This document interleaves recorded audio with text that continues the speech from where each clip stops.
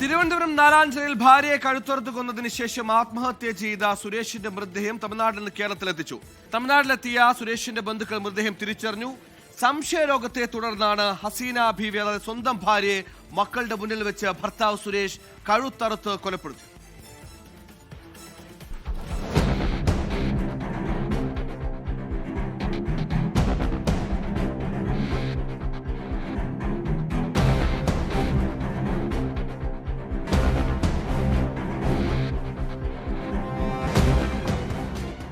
ഇന്നലെ പുലർച്ചെയാണ് ചിദംബരത്ത് റെയിൽവേ സ്റ്റേഷന് സമീപത്ത് നിന്ന് സുരേഷിന്റെ മൃതദേഹം കണ്ടെത്തിയത്.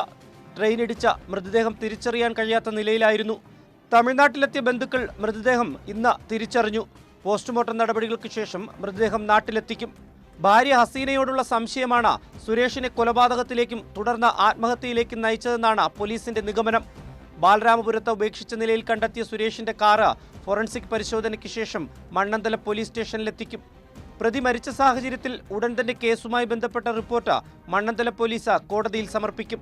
ഹസീനയെ കഴുത്തറുത്ത് കൊലപ്പെടുത്തിയ ശേഷം ഒളിവിൽ പോയ സുരേഷ് ചിദംബരം കിള്ളൈ റെയിൽവേ സ്റ്റേഷന് സമീപം ട്രെയിനിന് മുന്നിൽ ചാടി ആത്മഹത്യ ചെയ്യുകയായിരുന്നു. 24 തിരുവനന്തപുരം.